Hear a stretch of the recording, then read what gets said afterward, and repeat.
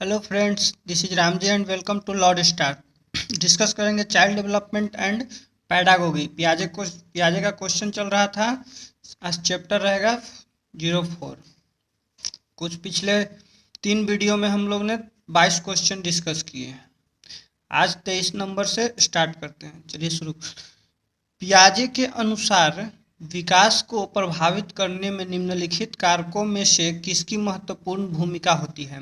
अब बोल रहा है कि पियाजे को जब डेवलपमेंट के बारे में सबसे ज़्यादा प्रभावित करने वाले निम्नलिखित कारक के बताना है। जैसे सबसे पहला ऑप्शन है पुनर्बलन। पुनर्बलन का मतलब है रीइंफोर्समेंट। रीइंफोर्समेंट का बात करते हैं स्किनर। उन्होंने अपने थ्योरी में इसको यूज किया था कि बच्चे को रीइंफोर्स करना चाहिए, पॉजिटिव हो निगेटिव हो, जैसे प्राइज वाइज देने के बात है उसको पढ़ेंगे हम लोग। उसके बाद भाषा। भाषा के बारे में पियाजे का कहना था कि बच्चे में सबसे पहले विचार आता है यानी थॉट आता है, उसके बाद बच्चा लैंग्वेज सीखता है यानी भाषा सीखता है। तीसरा ऑप्शन है भौतिक विश्व के साथ अनुभव यानी कि एक्सपीरियंस विथ फिजिकल वर्ल्ड। इसका कहने का मतलब था कि बच्चे में अनुभूति या फिर अनुभव, एक्सपीरियंस, किसी चीज को सीखने के लिए जैसे एक्टिविटी करता है बच्चा, उससे उसको सीखता है, या फिर किसी चीज़ का निर्माण करता है या किसी चीज़ का खोज करता है बच्चा, तो उस पर इन्होंने ज़्यादा फोकस किया था पियाजे ने। तो विकास को प्रभावित कर सकता है भौतिक विश्व के साथ अनुभव। उसके बाद अनुकरण। अनुकरण हमने पियाजे में पढ़ा था कि जैसे बच्चा डेफर्ड इमिटेशन करता है फर्स्ट स्टेज में पियाजे का, तो इसमें प्रभावित नहीं होता है। इसका जो डेवलपमेंट प्रभावित होता है उसमें सबसे ज़्यादा योगदान होता है भौतिक विश्व के साथ अनुभव, यानी बच्चे को एक्टिविटी नहीं कराया जाए तो इफेक्ट कर सकता है। आपका ऑप्शन 3 नंबर आंसर हो जाएगा। उसके बाद 24 नंबर क्वेश्चन की ओर बढ़ते हैं। 24 नंबर क्वेश्चन है निम्नलिखित में से कौन सा कथन पियाजे के सिद्धांत के अनुसार कहा नहीं जा सकता। देखिए नहीं पे फोकस कीजिए। कहा नहीं जा सकता है, ठीक है। पियाजे के सिद्धांत के अनुसार बच्चे अपने पर्यावरण पर क्रिया करते हैं, एकदम सही बात है। इन्वायरमेंट पर उन्होंने फोकस किया था। विकास गुणात्मक चरणों में होता है, सही बात है। विकास स्टेजेस में होता है, इन्होंने एज की बात की थी, सही बात है। ये भी बच्चे अपनी दुनिया के बारे में ज्ञान का निर्माण और उपयोग करते हैं, एकदम सही बात है। इन्होंने बताया था कि बच्चे एक्टिव बिल्डर ऑफ नॉलेज होते हैं, यानी कि ज्ञान का सक्रिय निर्माता होते हैं। तो ये भी ऑप्शन सही है। 4 नंबर है निरंतर अभ्यास से अधिगम होता है। इन्होंने इस बात पर फोकस नहीं किया था, इसका थॉर्नडाइक ने इसको दिया था, निरंतर अभ्यास से अधिगम होता है। उनका भी लॉ है, अगर अलग अलग पढ़ना है उसको भी हम लोग देखेंगे। उन्होंने भी 2 लॉ दिए थे, प्राइमरी और सेकेंडरी। प्राइमरी में कुछ 3 था और सेकेंडरी में कुछ 6-7, उसको हम लोग पढ़ेंगे आगे। उसके बाद है यही आपका आंसर हो जाएगा। नहीं पूछ रहा था क्वेश्चन में हमको, यहाँ पियाजे के सिद्धांत के अनुसार कहा नहीं जा सकता, तो निरंतर अभ्यास से अधिगम होता है, ये पियाजे नहीं कहते हैं, ये थॉर्नडाइक का बात है। उसके बाद नेक्स्ट क्वेश्चन, निम्नलिखित में से कौन सी पूर्व संक्रियात्मक विचार को एक सीमा नहीं है। पूर्व संक्रियात्मक विचार का की एक सीमा नहीं है, ठीक है। इसमें भी नहीं पूछ रहा है, तो नहीं कहने का मतलब पहला ऑप्शन है अनुत्क्रमणीयता यानी इरिवर्सिबिलिटी।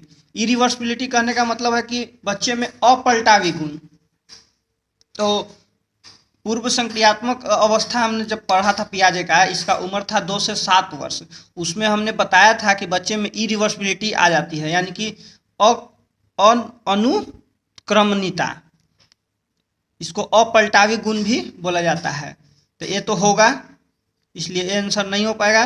ध्यान केंद्रित करने की प्रवृत्ति। ध्यान केंद्रित करने की प्रवृत्ति यानी कि ट्रेंड्स टू फोकस हो जाएगा, ट्रेंड्स टू फोकस, तो ये भी आपका हो जाएगा। उसके बाद है कि प्रतीकात्मक विचार का विकास यानी डेवलपमेंट ऑफ सिंबॉलिक थॉट। तो सिंबॉलिक थॉट कहने का मतलब जब हम लोग सेंसरी मोटर स्टेज पढ़े थे पियाजे का फर्स्ट स्टेज, उसमें हमने बताया था कि बच्चे में थॉट प्रोसेस आ जाता है। उसमें बच्चा जैसे कि अपने सिंबल के माध्यम से अपना विचार प्रकट करता है, जैसे रोता है, हंसता है, खेलता है, उस हिसाब से अपना सिंबॉलिक थॉट देता है। भूख लगेगा तो रो के व्यक्त करेगा, एक तरह से सिंबल ही हुआ ना। उसके बाद है अहम केंद्रिता, ईगोसेंट्रिक। तो ईगोसेंट्रिक बच्चा जैसे कि 2 से 7 वर्ष की उम्र में बच्चा में ये भी आता है कि बच्चा जो करता है उसको लगता है वही सही है और वो करता है। तो इसमें ई भी नहीं होगा और ए भी नहीं होगा और ए भी नहीं होगा, तो इसमें 3 नंबर ऑप्शन हो जाएगा। 3 नंबर क्योंकि ये पियाजे का फर्स्ट स्टेज है। और यहाँ पूछ रहा था कि सेकंड, पूर्व संक्रियात्मक विचार की एक सीमा नहीं है, तो ये नहीं होगा, फर्स्ट स्टेज है। बाकी तीनों जो हुआ ये आपका सेकंड स्टेज का बात करता है, पूर्व संक्रियात्मक विचार। उसके बाद आगे बढ़ते हैं। उसके बाद है आपका 26 नंबर क्वेश्चन। इसमें है जीन पियाजे के अनुसार अधिगम के लिए निम्नलिखित में से क्या आवश्यक है? शिक्षार्थियों के द्वारा पर्यावरण की सक्रिय खोजबीन, वयस्कों के व्यवहार का अवलोकन, ईश्वरीय न्याय पर विश्वास और शिक्षकों और माता पिता द्वारा पुनर्वलन। शिक्षकों और माता पिता पुनर्वलन का बात स्किनर करते हैं। ईश्वरीय न्याय पर विश्वास इसका कोई पियाजे ने बात नहीं किए हैं। और वयस्कों के व्यवहार का अवलोकन ऐसा भी कुछ पियाजे नहीं बोलते हैं। पियाजे बोलते हैं कि बच्चे एक्टिव बिल्डर ऑफ नॉलेज होते हैं, ज्ञान का सक्रिय निर्माता होते हैं। बच्चे इन्वेंशन करते हैं, खोजबीन करते हैं अपने पर्यावरण से। ये आपका 1 नंबर ऑप्शन हो जाएगा। उसके बाद नेक्स्ट क्वेश्चन देखते हैं। जीन पियाजे के अनुसार प्रारूप स्कीमा निर्माण वर्तमान योजनाओं के अनुरूप बनाने हेतु नवीन जानकारी में संशोधन, ठीक है, और नवीन जानकारी के आधार पर पुरानी योजनाओं में संशोधन के परिणाम के रूप में घटित होता है। इन 2 प्रक्रियाओं को जाना जाता है। इसमें 2 क्वेश्चन आपको पूछ रहा है। इसमें आपको पूछ रहा है एसिमिलेशन और एकोमोडेशन का बात कर रहा है। यानी कि बच्चे जब न्यू नॉलेज सीखता है,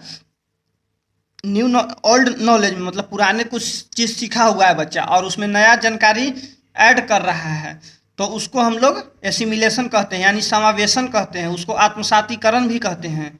और उसके बाद है दूसरा क्वेश्चन, इसमें बोल रहा था कि नवीन जानकारी के आधार पर पुरानी योजनाओं में संशोधन के परिणाम, यानी कि इसमें कह रहा है कि बच्चा जब किसी सीखी हुई ज्ञान को अपने अनुकूल वो सीख लेता है, मतलब एडॉप्ट कर लेता है, उसमें मैनिपुलेट कर लेता है, तो उसको फिर हम लोग समायोजन कहते हैं। यानी कि समायोजन करने का मतलब हो जाएगा एकोमोडेशन कर लिया बच्चा।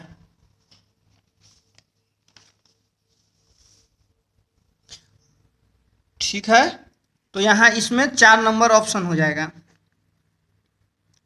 समावेशन और समायोजन के रूप में बच्चे का एक क्वेश्चन पूछा था, एसिमिलेशन और एकोमोडेशन। उसके बाद नेक्स्ट क्वेश्चन है, बच्चों में संज्ञानात्मक विकास के संदर्भ में निम्नलिखित में से कौन सी पियाजे की संरचना है? पियाजे की संरचना, सबसे पहले पियाजे तो स्कीमा का ही बात करते हैं, 1 नंबर ऑप्शन आपका आंसर हो जाएगा। अवलोकन अधिगम का बात, ऑब्जर्वेशनल लर्निंग का बात करते हैं, अल्बर्ट बंडूरा, बेबोडॉल पर इनका परीक्षण था, इसको हम लोग देखेंगे। और अनुबंधन यानी कि कंडीशन का बात करते हैं, पावलोव, इनको भी पढ़ेंगे हम लोग क्लासिकल कंडीशनिंग में। और प्रलवन का स्किनर बात करते हैं, इसको भी इंस्ट्रूमेंटल थ्योरी जब पढ़ेंगे हम लोग पियाजे का, स्किनर का सॉरी, तो उसमें हम लोग देखेंगे। थैंक यू दोस्तों, धन्यवाद, मिलते हैं नेक्स्ट वीडियो में।